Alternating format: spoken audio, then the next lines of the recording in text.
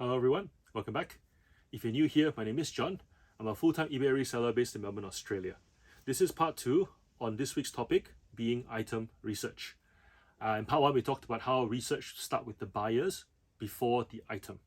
Meaning if you know who your potential buyers are and why they will want to buy the item that you have to sell, that understanding will lead to you crafting your listing a certain way, be it titles, description, photographs, and pricing, so that it's positioned for that target group of buyers to buy the item. If there is a mismatch, be it the pricing, the photos, if you price an item as a discount item, but put in all this effort to make it look like a premium listing, your discount buyer will still buy the item, and it's a lot of wasted effort. Conversely, if you price the item really high, but your listing quality is that for a discount buyer, your premium buyer will not pay that premium price. So starting with the potential buyer in mind helps you to determine how you price, how you list. That's part 1. Part 2, today we're going to talk about 3 online sources of information that when you put together should give you an understanding of how to position your listing as well. The first one is Therapeak. Therapeak is a research tool on eBay. You can find it in the Seller Hub under the Research tab. It gives you 2 years worth of sales data on eBay across all the eBay sites. So not just eBay Australia, eBay in the States, eBay in Japan, Hong Kong, all of them. You can choose those individual sites to see how an item sells in those countries as well. And you can select all sites and it'll give you every single sale. Minus a few depending on things like spelling errors, things like there would occasionally there are a couple of glitches, but for most data sets, you'll get more data than you can usefully use. So 2 things to note about Therapeak. The first one is that it's a very rigid system, which means that spelling errors, which include country-based spelling, like grey with an E instead of an A, will change the search. The E's don't turn up in the A's don't turn up in the E's. It will also not include sales that had spelling errors. Like if someone spells color without the U, with the U. What was one I saw the other day? I saw Batman, but like with a D instead of a T because someone misspelled it.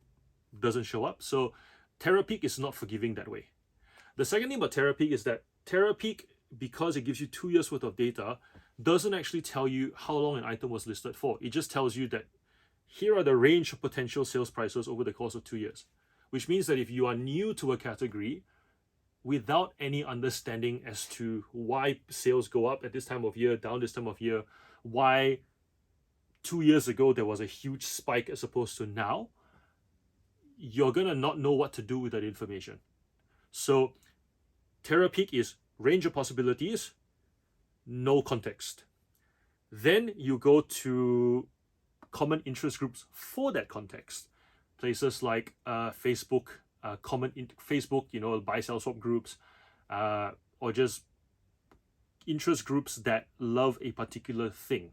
Could be sterling jewelry, sterling silver jewelry. It could be particular groups of dolls. It could be identification groups for groups of fish. I don't know, right? There's a group for everything on any social media platform. When you join these groups, you very quickly get a gauge of the willingness to pay for something, the willingness to wait and pay only a certain amount for something, and the ranking of desirability across the range of items. Like you also get an understanding of the willingness to pay a reseller for something. So I'm part of several doll groups, and I can tell you that in some doll groups, there is harmony and gratefulness, and the fact that eBay is great because we get to chop and change our collections and it's all loving and yada yada yada, right? It's like a loving village vibe. And then there are some doll groups where resellers are of the devil, and they will forever remind you that these were brand new $29 back in 2002. And the fact that a reseller wants to ask for $49, they will screenshot the listing, put it on the group and say, this person's an idiot, that's not what it's worth. Forget about the fact that you could not find the item for the last 10 years, ever, except on eBay. And then they will willingly troll through bulk lots to try and complete that doll. And then 6 months later, you'll see another person screenshot a similar sale, when in reality, for 20 bucks, they could have been not angry, the reseller could have had the sale. So that sentimentality, you only get within those groups. And then what you'll find is, if you notice people clearing their collections within these groups because they're trying to help their community, you will see movement in your pricing as well if you have enough items available for sale. So I've got specialist stores, and I've noticed that whenever there are clearance sales, so to speak, within these groups, my sales also notice a bit of a slowdown.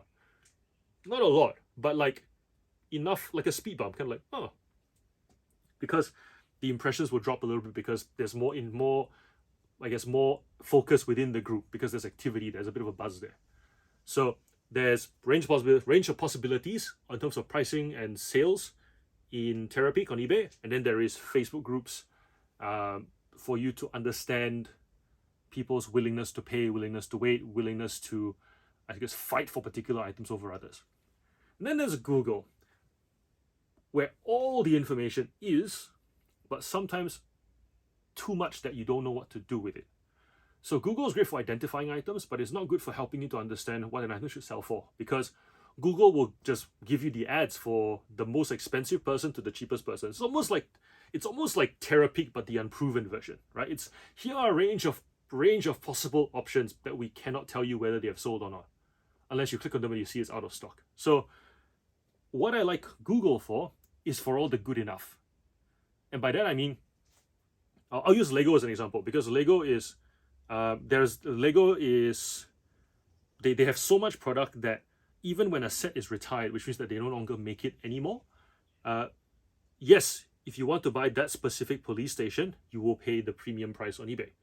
But for those people who are buying a police station because their kids just want the police station, they may go Lego and then the numbers for that set, don't even put in police station, and eBay will give you all the current police stations and the ones that are retired but available for sale from those third-party resellers, and that's the good enough. So in plain sight, you can see the one that eBay is promoting at $250, which is some reseller on eBay, and then you will see the one that is available at Kmart for $100.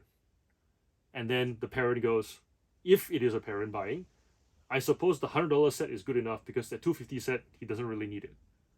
But a collector will go, fine, I guess at $250 is what it is. So the fact that there is that range of good enough and what I'm actually looking for helps me to appreciate that of all my potential buyers, there will be a good chunk of them who will be okay with good enough. And so my pricing, I will not get from those who are okay with good enough. Google educates me on that range of good enough.